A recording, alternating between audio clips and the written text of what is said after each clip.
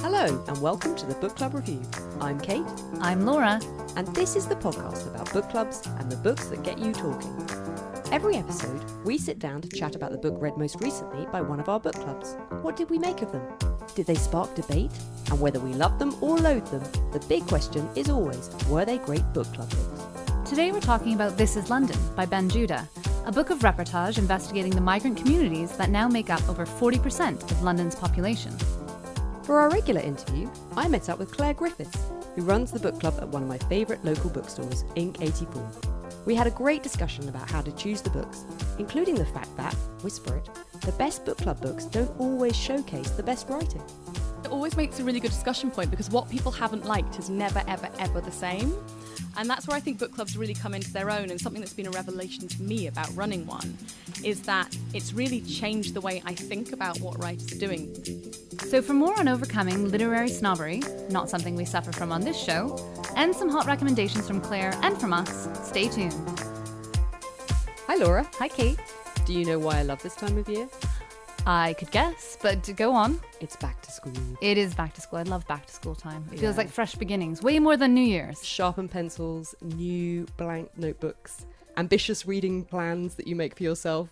What's on your list? Well, I tried to read Proust over the summer, and actually that was a silly mistake. Really? I was never seriously going to read Proust on my summer holiday. What was I thinking? But now I'm thinking it might be quite a good time to try and... Okay. Is it easy to read? Yeah, it is easy to read. That wasn't the problem. Oh, okay. What was the problem? I think just a general kind of lassitude and too much time just spent staring at the pool. But yeah, so it's kind of September, the air is crisp. And London is coming back to life. That's why I love September in London so much, because the city really empties out in July, and particularly August. It's really just a few people at work, kind of alone, and then tourists. And now the city's kind of kicking back into high gear. Which leads us on very nicely to your latest book club book. It does, and that is This is London by Ben Judah. And this book was chosen by my book club member Charlie, and it was only published in January 2016, and I think it came out in paperback quite recently. So you see a lot of people on the tube right now with this very strong graphic cover. Like a London street sign. Yeah, black and red type. This is London, Ben Judah, and then the subtitle, The Stories You Never Hear, The People You Never See. Very strong, very graphic. Coming on very strong. Slightly confrontational. Oh, we'll get there. Who is Ben Judah? Ben Judah is an incredibly young journalist. I think he's only about 28, 29 now. And believe it or not, This is London is his second book. I think his first book came out when he was 25, and that was called Fragile Empire. And that was about interviews he conducted as he traveled across Russia. He is a journalist, a reporter, and I think I was reading at the age of 20, he was in kind of conflict zones in Russia, sending back reports for Reuters.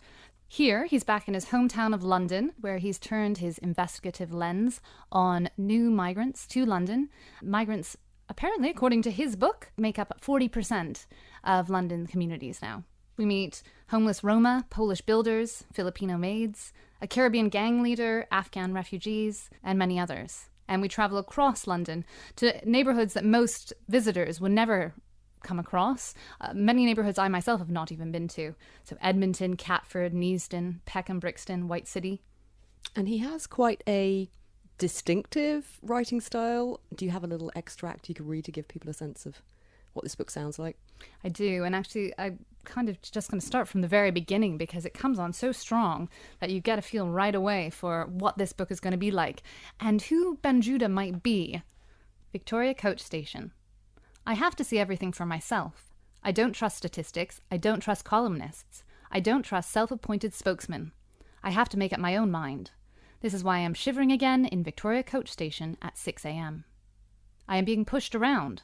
Automatic doors slide and close. Crowds are dazed with arrival.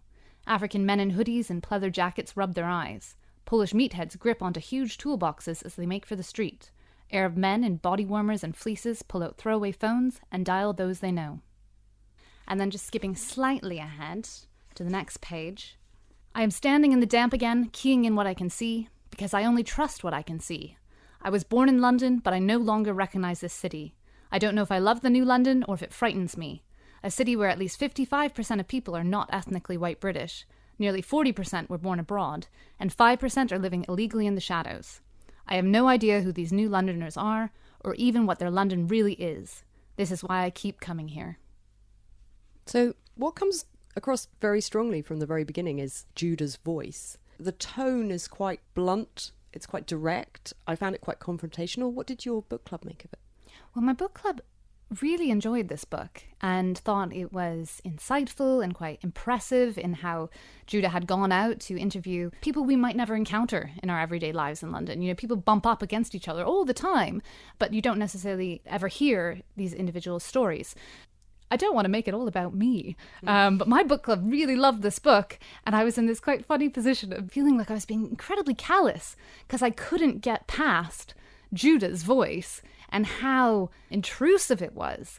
And whenever he got out of the way and just let the people tell their stories, it was fascinating. But there was such a filter applied.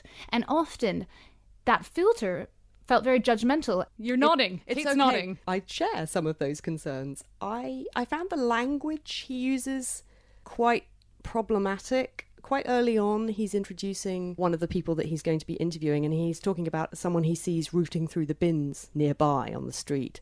And this man turns around and Judah says, he screw faces me. And that brought me up completely short. I thought, what does that mean? What kind of expression is a screw face? Like, genuinely Puzzled. bewildered. I Yeah. just thought, I can't imagine what that means. And he often did that. He would use words that just really made no sense. Yeah, and that wasn't their own language, because often if they're speaking in, he talks about street, kind of the dialect of urban London now. When he interviews people speaking in street, it doesn't really matter that you don't understand all of the lingo, because it's coming from them and you get a picture of the story. But it's quite disconcerting when he steps in and uses that language and is talking in his own voice. Yes, it's almost like he's undercover, and you can't help but admire his dedication. He dresses in typical labourer's clothes, so he's got a sort of cheap puffer jacket, and he dresses the part, and he uses his language skills to pass as a Russian who doesn't speak good English. And he actually goes and lives in one of these doss houses. These are houses in the outer reaches of London that house multiple occupants who are sharing a room, 7 to a room, and they're sharing beds and paying a very small amount, but this is how they live and this is how they get by. And he's able to kind of really infiltrate this world in a way that you can't help but admire. That took courage and skill, and he does it very well. And you really get to then experience these things that none of us would really know about otherwise. But it almost, there is this sense that he kind of almost becomes too much that person. He loses his detachment. He loses his ability to observe. You think? It was kind of my concern. I felt like he started to inhabit this persona, and maybe that's understandable given that he was acting a part. He had to live it. He had to make it real. I imagine there would have been quite serious consequences if it had been found out that actually he was a journalist taking notes. Yeah. Oh, okay, interesting. I didn't have that kind of view myself. I actually felt just that his own kind of background made it quite difficult for him to break down barriers and interact with people without judgment. It's tricky because he doesn't really allow his subjects to fully inhabit this book. And I think that's because I just don't think he's a good enough writer. I think that at the heart was my problem. We have read other things, like, for example, when we did Secondhand Time by Svetlana Alexievich, where you live and breathe the stories that her subjects are recounting. And that's because she is able to put them down on the page in a way that somehow that brings that person to life. And she herself is almost invisible. Yes, you're aware there's of no her. eye. That's right, you're aware of her as a presence, but she's very much in the background. She's a conduit. And that was not true here. He's very present, and all of his subjects kind of sounded the same to me, whether it was the Nigerian police officer or the Filipina maid or the Arab princess who's living the life of luxury in the gilded hotel suites of Mayfair. Yeah.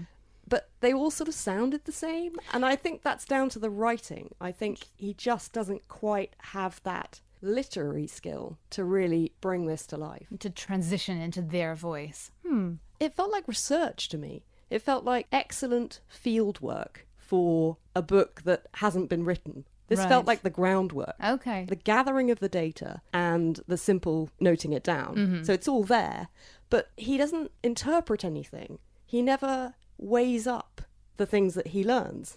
And starting out in his first paragraph, he says, I don't trust statistics. He then drops statistics in throughout the book. So you're kind of like, oh, you don't trust statistics, but I'm just a schmuck. And, you know, I can have the statistics because I'm not brave enough to go and live these experiences.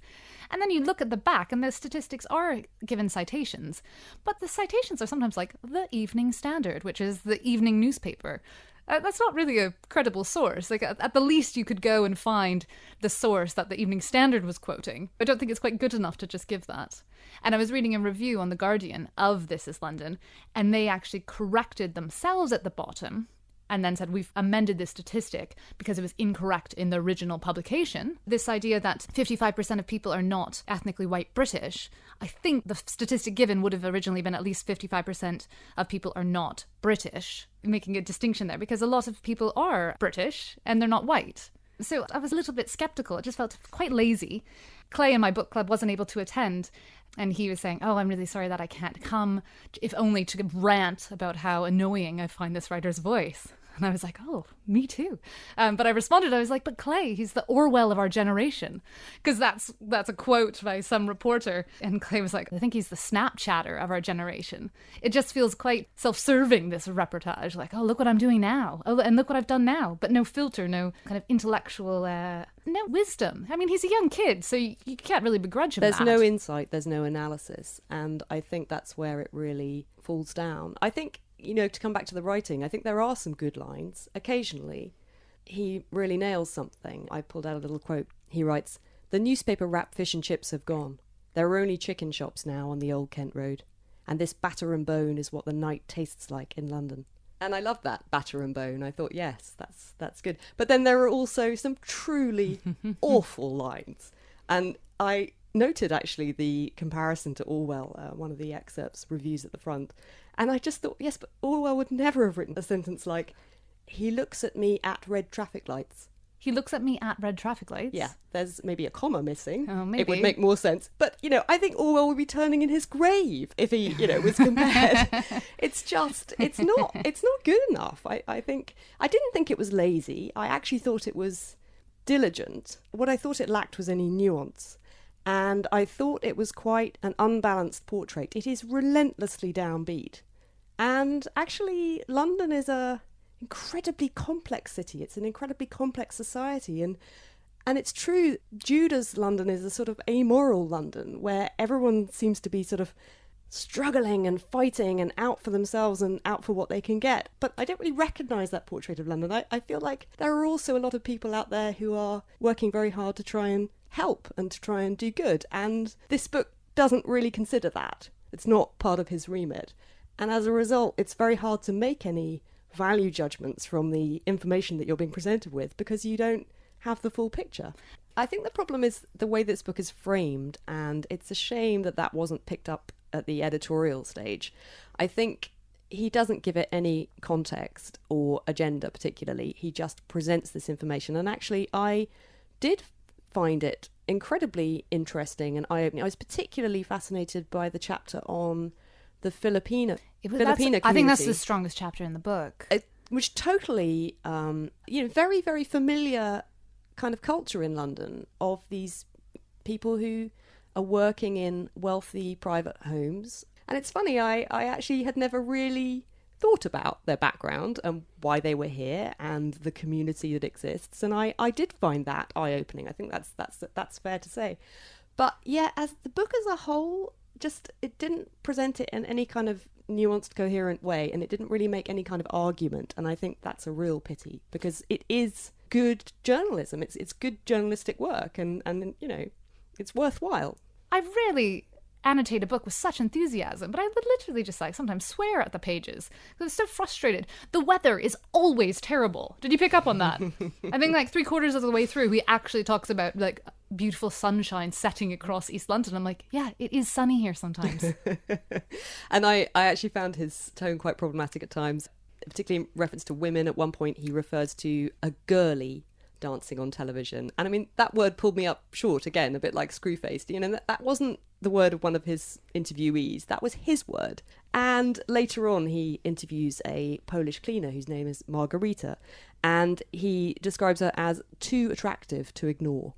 And I was like, what? You know, so you're only interviewing her because of her attractiveness? Like, what kind of comment is that? It's just bizarre. And maybe I'm a bit more hyper aware of these things since our interview with the feminists. I don't know.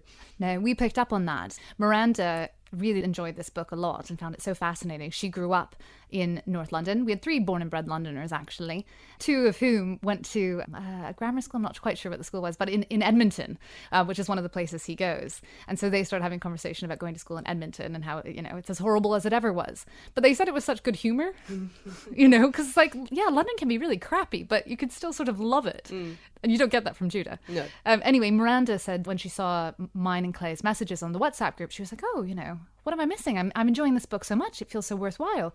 And she continued reading. And she flagged his interviews with the prostitutes in North London who are working on the street and many of whom are suffering from drug addictions, who are incredibly vulnerable women. And he calls them the whores. You know, he's interviewing someone. His word. He says, the whore looks at me. And we're just like, whoa, come on. I just become completely inured to it by that point, so I don't think I even picked up on that. But he does it with everyone. It's like, troubling. it's the hoodies, the tracksuits. He talks about Black London. He talks about Muslim London. He talks about the white rich emptying out into Hackney. He likes his labels. He likes his labels. And that's what frustrated me in the end, is my eyes were open to all sorts of things. For example, like the trafficking of cocaine around London. Who knew? Yeah, that was interesting, actually. Really interesting, you know. I'm totally naive about these things. But also, he uses phrases like the hoodies and how the hoodies, you know, are being sent out on their bikes all around London delivering cocaine. And I was like, all of them? You know, because that is the picture he paints. And I felt it was almost regressive. Like, he was reinforcing stereotypes that I had shaken off after having lived in London for 10 years. Yeah. So was it a good book club book? It was an amazing book club book for my London-based book club. Yeah, but what about people who don't live in London or who don't even live in the UK? What must they make of it? I know, and that makes me wonder about who the audience is. People aren't encountering these stories in the mainstream media, and often these new arrivals to London are being demonised in the press. In the UK, of course, beyond the UK, maybe what people know about London for the most part is just old-fashioned cliches. So this would dramatically change their perception of London, although I would be frustrated if this was taken as London as it exists now. Yes, you know, people are suffering, of course, and this is life, and I do feel that the stories he's telling are important and real and vibrant, but, you know, surely there's some cheerful Londoners out there, right? Surely. Like, could he not find any? Because sometimes we all hate London. Let's be honest. I feel like this summer I've had a little bit of a lovin' with London. I'm like, oh, it's so amazing. But I can remember even like a year ago, just walking up Holloway Road to get to the tube to go to work and just being like, oh, it's so grim and polluted. I don't hate London. I've always loved London. I didn't grow up in London. I grew up outside and I moved here because I chose to live here. And I've always loved it for its complexity and its diversity. And I think that's not really addressed in this book, and that's a shame. But it certainly was helpful to me in rounding out my picture of the city that I live in and I love. Judah interviews a registrar who has to assess the legitimacy of marriages and whether they're just getting married for the sake of a visa. And her story is one of herself falling in love with someone from a different background. She's Polish, and I think she marries a Nigerian man. Yeah, it's about that chapter's about as positive and hopeful as Judah gets. Yeah, and it's about Londoners coming here and being able to love the person they love, you know, regardless of their race or nationality. And I would have loved a bit more of that story. So a challenging read, problematic for some, but on balance, a very good book club book. For Londoners, because if you live in London and you know London, there's a huge amount to discuss and debate. Whereas if you don't know London very well, I would be uneasy about taking Judah's, you know, voice as representative of these experiences and of all London.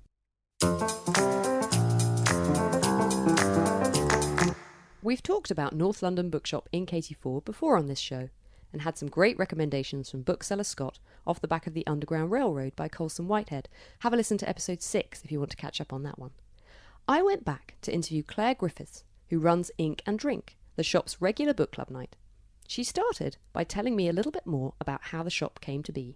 The shop was very much the brainchild of Betsy Tobin and Tessa Shaw, who are two local ladies, and it came from just a chat they were having one night about what a shame it was that Highbury didn't have an independent bookshop, and surely it was one of the few places that could really support one and get behind it. It's got such a nice community around here. Somewhere along the lines, they've never confirmed if alcohol was involved, this turned into a conversation about why don't we open a bookshop? And a few months later, here we were. What led to setting up a book club in the bookshop? It was pretty much based on customer feedback, actually. We had a lot of customers coming in who asked if we were running a book club, and our response was always, oh, we're not at the moment, but that's definitely something we're thinking about. For the first year that we were open, we were really sort of getting a handle on how to run a bookshop, what sort of events were working, and so the idea of a book club was floating around for a really long time. I just decided it was something I'd like to do personally as well. I thought I'd like to go to a book club, I'd like to run a book club. And so it was really sort of a mixture of customers talking to us and telling us that they wanted one, and then also just kind of the circumstances being right for us to start one up. And tell me about the format. How does it work? What are the mechanics of it? So we close at 6, and then I'll open the doors up again at 6:30 after shuffling around some furniture to make some room. We start off the book club discussion at 7, so people can come in for a half hour first. They can have a drink because we have a nice bar at the bookshop.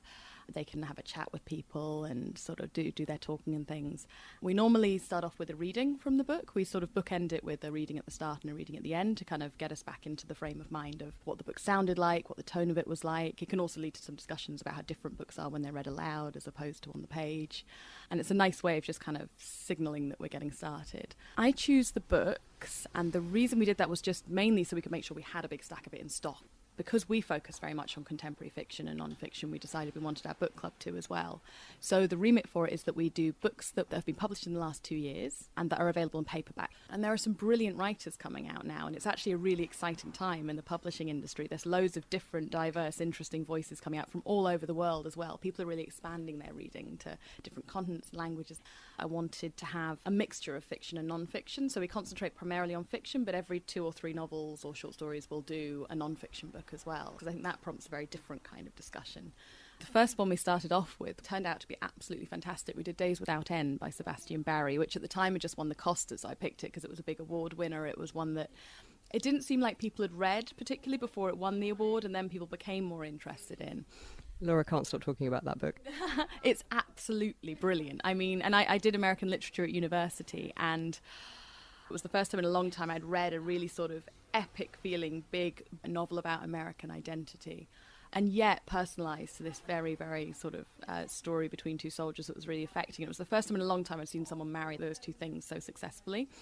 It made a really good discussion, but people just really responded to the fact it was great writing as well. And a lot of them also said, this isn't a book I would have picked. I wouldn't have looked at the blurb and gone, it's a book about 2 soldiers fighting wars in America, and that wouldn't normally be my thing.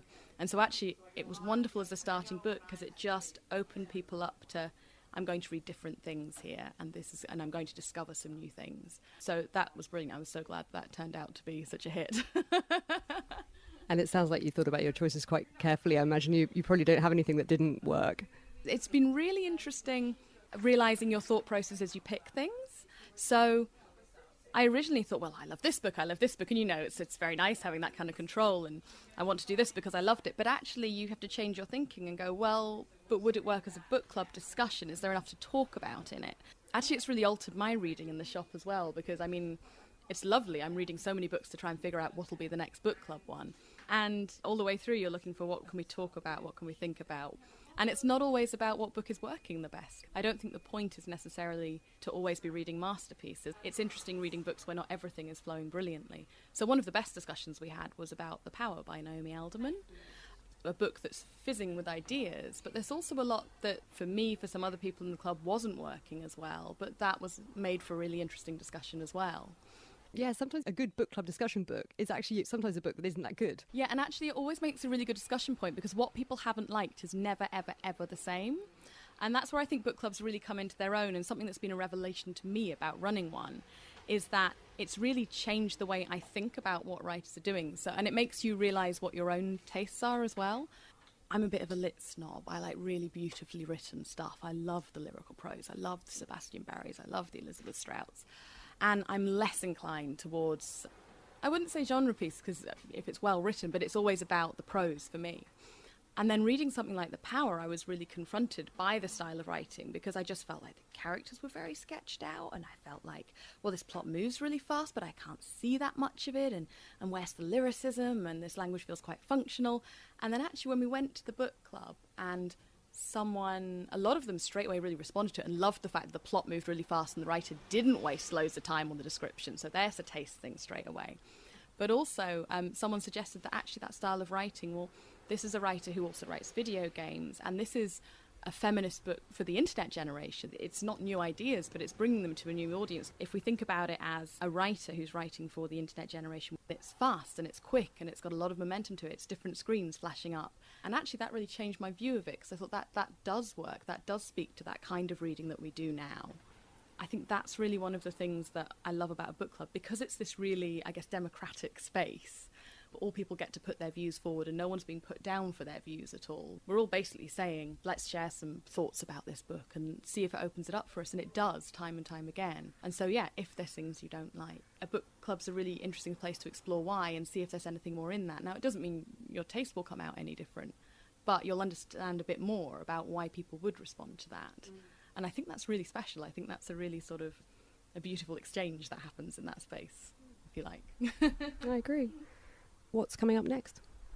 Good question. I had a really hard time choosing, and it was one where I'd read a lot of different ones. And because we'd just done The Power by Naomi, Alderman, and it was this very strongly feminist text, I was thinking, well, maybe it would be fun to do like a real sort of traditional seeming boy's own adventure or something like that, something with a lot of movement. And I just couldn't quite find the book. One of the ones I looked at was The North Water, which we may do another week, which is really fantastic. But it's also tough going. And The Power is very intense. And the book we'd just done before, which was our first non-fiction one, which was The Return by Hisham Matar, which was amazing, but also incredibly intense, because it's about, someone going back to try and find out what's happened to their father in Libya, who's been taken by an awful political regime. And then as I was reading for the club, there were just all these big horrific things going on in the world. I mean, or just big life-changing things. So, there have been terrorist attacks. There have been huge political changes. There's been just so much disruption to daily life. And actually I suddenly realised that my choices were leaning more in other directions because of that, which I think is another nice way that book clubs engage with the world around them. I ended up going for a really small book by Kent Haroof called Our Souls at Night, which was released in 2015, so it just sneaks into the 2-year remit. And its theme is happiness. Its theme is what happiness is, how we find it, and how you reshape it when it doesn't work out the way you expected it to. It's about an elderly couple called Addie and Louis who find each other in later life, both widowers, but they form a companionship, and they meet some sort of low-level opposition in their community, some higher-level opposition from family members, and it's about whether they'll be able to work around that. Reading it, what I loved was that there's all this focus on little scenes, like they go for a swim in a river, and at points I was thinking, well, why is it focusing on that? And then you realise it's so unusual for a book to focus on those little happy moments in life. So I thought that would make a really kind of interesting thing to talk about. Is happiness dramatic enough for a novel? So that's what we've gone with this time. We'll see how it goes. That sounds fascinating. I think I might have to read that one. Claire, thank you so much for taking the time to tell me about the book club. Oh, you're very welcome. Super useful to hear Claire's criteria for assessing what makes a good book club book. My colleague and friend Sam, who listens to the podcast, flagged that we're a bit wishy-washy maybe on our definition of what makes a good book club book. He's like, sometimes it feels like it's all about the discussion and whether some people liked it and disliked it, but sometimes I'm not sure. What Claire maybe just added to the discussion, or the criteria, would be that if there's enough in the book to discuss, either in terms of content or style, then it makes for a good book club book. Yeah. In which case Judah would qualify even if you aren't in London and you don't have that context, because his writing style is so distinctive. I could see it being very divisive and therefore leading to lots of discussion. Yes, I think it is a book you could definitely say would provoke discussion.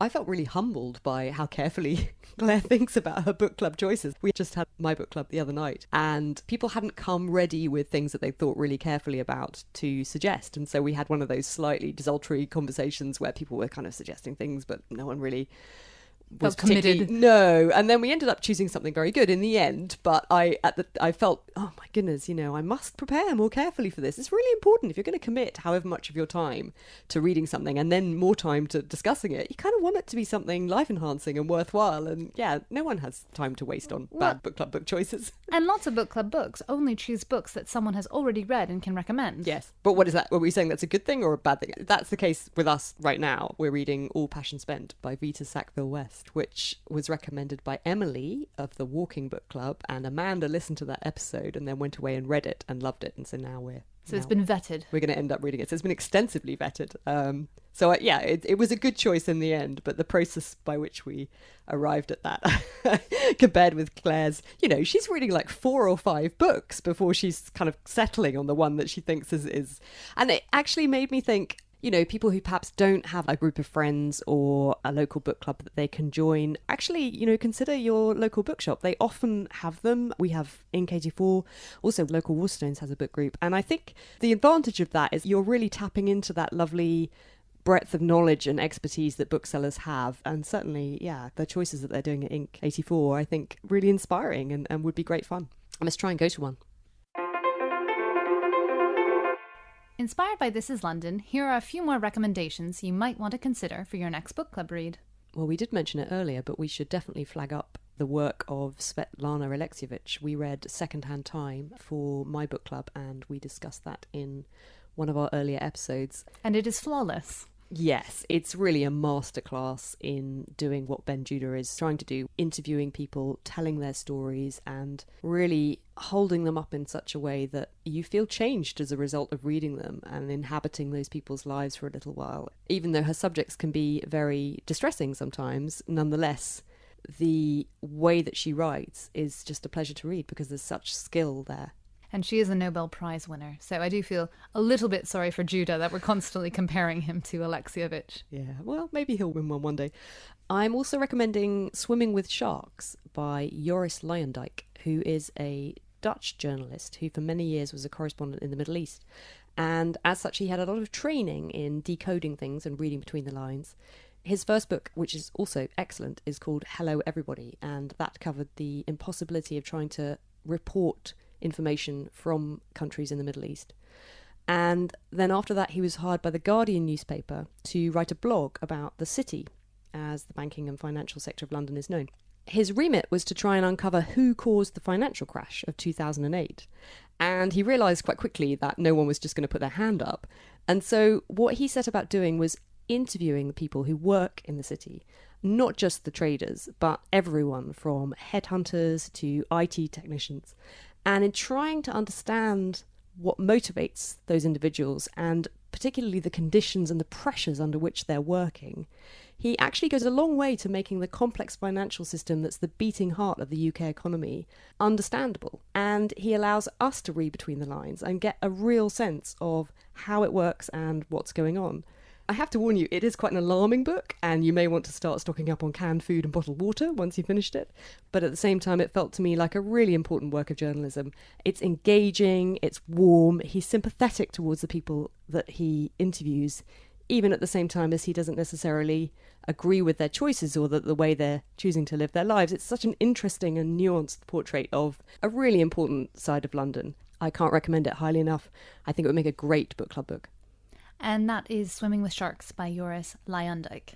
Yes, I think that's probably how you pronounce his name. Sounds good to me. I haven't read that. That sounds great. And right up my alley, because I love a bit of Michael Lewis, who writes a lot about the financial industry.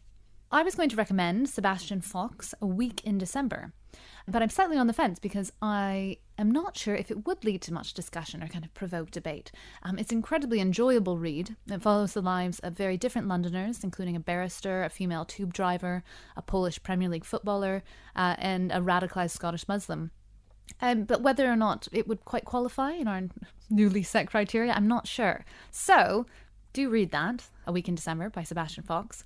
But more firmly, I'm recommending Zadie Smith's 2012 novel, NW, which is named for the postal codes of northwest London, NW1, NW2, NW3, etc. Zadie herself is another born and bred Londoner. Like Judah, very precocious as well. Her first novel, White Teeth, was published when she was 25 to great critical acclaim. NW was published in 2012, as I say, and my book club read this a few years ago, pre-podcast days. I remember intensely disliking it. Zadie is an incredibly talented writer. In this book in particular, she is very experimental with style, and you can really like that or you can really dislike that. The story revolves around 4 Londoners who all grew up on the same North West Council estate, but whose lives have very much diverged thereafter. And yet, as events unfold, their lives kind of come back together and intertwine in interesting ways. Lots to discuss then, along with a complimentary insight into how growing up in London is no more likely to leave you fulfilled and successful than those newcomers who are arriving in the city every day. And for this episode, I sought out a particular London institution, Word on the Water, which is a bookshop housed in a canal barge moored just off Granary Square in King's Cross. Bookseller John Prevett told me a little bit more about it.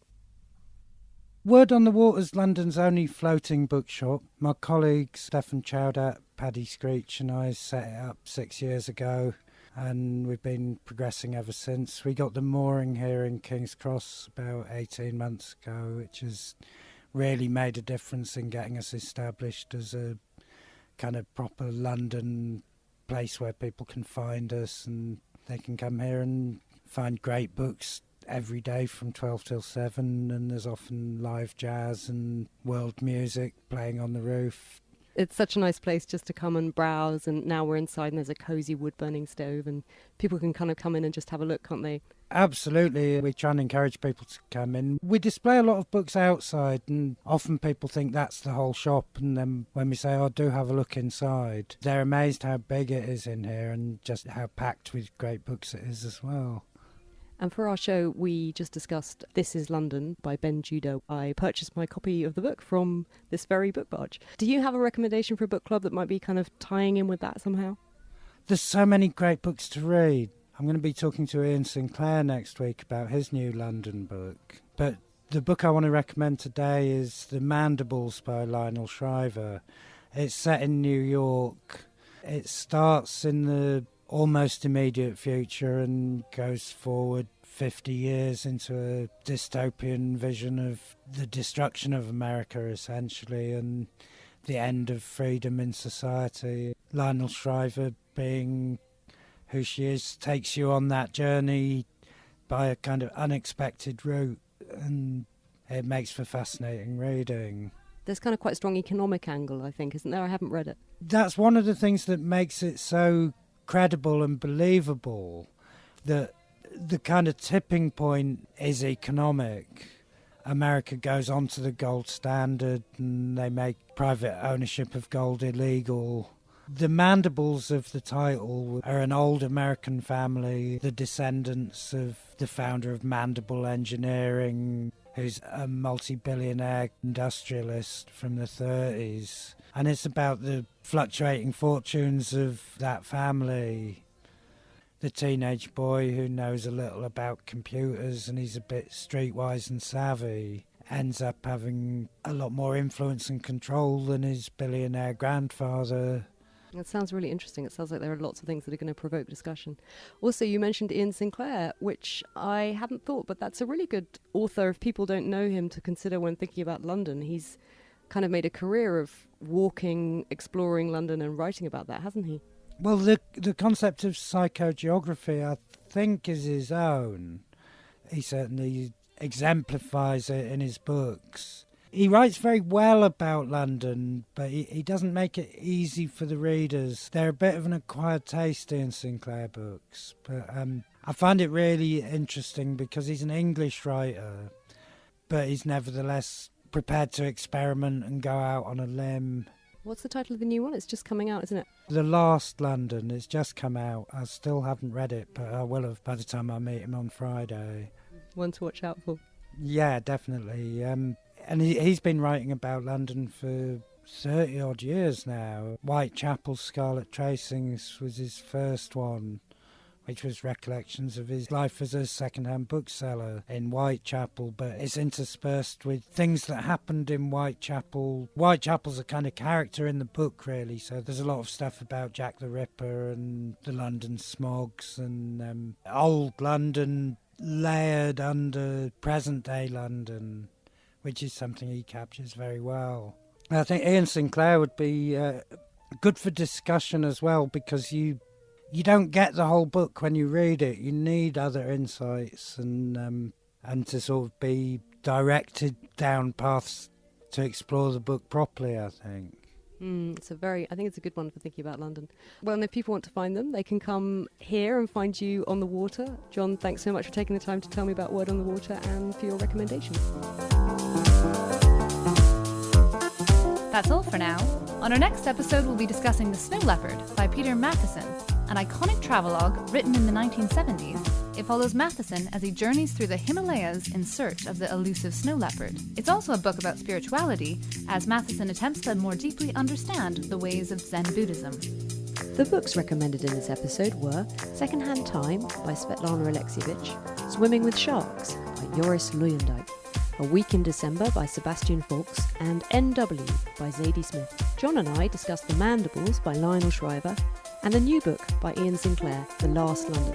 And John also mentioned Whitechapel Scarlet Tracings by the same author. You can find out more about the Floating Bookshop on their Facebook page. Find them under Word on the Water. In our chat about In-K84's book club, Claire mentioned Days Without End by Sebastian Barry, The Power by Naomi Alderman, and Our Souls at Night by Kent Haroof. And the website for In-K84, including information about the shop and their book club, is ink84bookshop.co.uk. If you'd like to see what we're up to between episodes, follow us on Instagram at The Book Club Review, or find us on Facebook at facebook.com/bookclubreviewpodcast. Get in touch with us there, or email thebookclubreview@gmail.com. And if you're not already, why not subscribe to us on iTunes or wherever you get your podcasts. For now, thanks for listening and happy reading.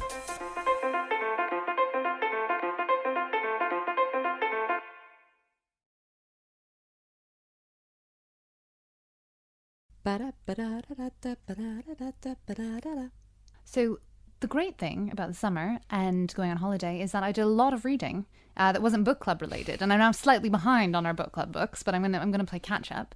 I read The Power, which Claire mentioned in her interview. Have you read that yet? No, I haven't.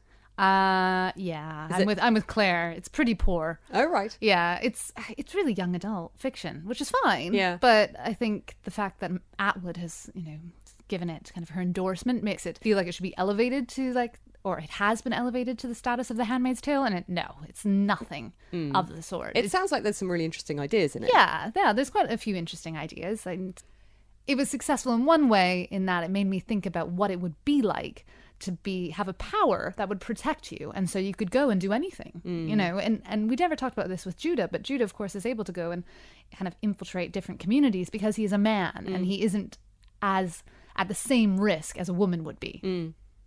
But it's a bit silly, really. It's kind of fun. Was it a good beach read? Yeah, I think it is a good beach read. We could do a whole separate podcast on what makes a good beach read book. Much more fun as a beach read, although, if you don't like fantasy, you're not going to agree, would be N.K. Jemison's brilliant fantasy trilogy, The Fifth Season, The Obelisk Gate, The Stone Sky. I read the fifth season back in the spring, and then only on Instagram spotted that, in fact, not just the second book was out, but the third one was too, so I binge read those over the past 2 weeks. Really, really good, really interesting fantasy world on a continent that is completely unstable, and so they have seasons when a volcano or a rift will erupt, and everyone has to kind of retreat back into these communities, and the people, there's origins, and they're able to control the sheikhs, but they're also totally vilified by the normal people. Good fantasy, a lot of fun.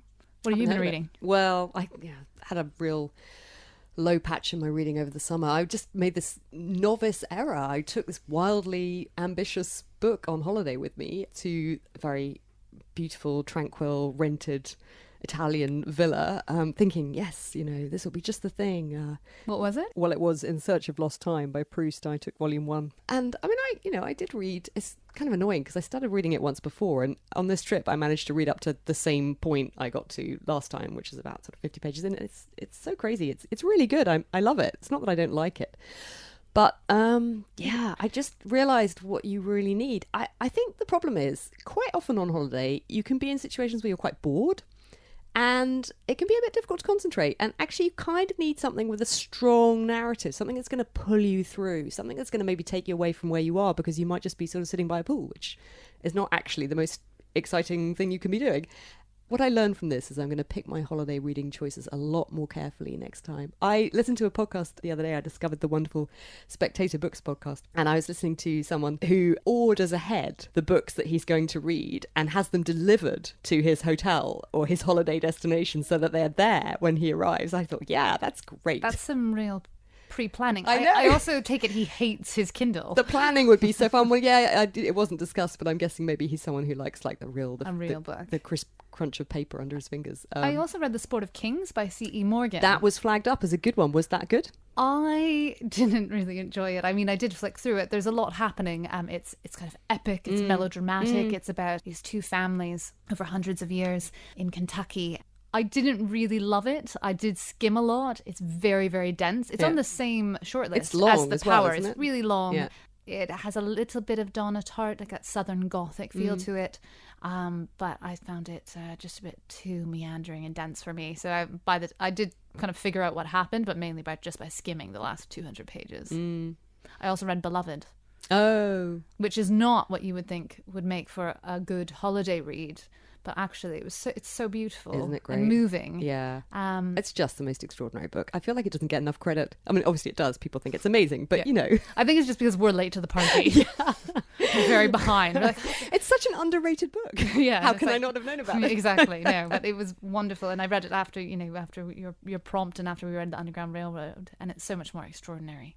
So after my real dip and inability to sort of focus on anything or concentrate, because I was sort of in this hot place, this sort of hot, languid place, nothing much to do, I've come back and I'm actually reading a book by Robert Macfarlane called Mountains of the Mind, which is, I think, his first book that he wrote. It's about mountaineering.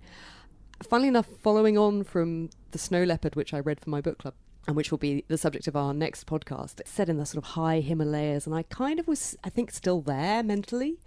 And it's funny reading the Macfarlane. I'm so pleased to be back there. I'm so pleased to be reading about these sort of high, challenging places. And Macfarlane is such a wonderful writer. He just writes so beautifully. So that's a real pleasure. And actually, that's sort of got me back. It's re-inspired me. I'm feeling like I've got the reading kick again. Thank goodness. Thank goodness. Yeah, absolutely. Well, it's the time of year when everything's getting a bit colder, a bit grayer. Yeah. So we need to have good books to read. Yeah.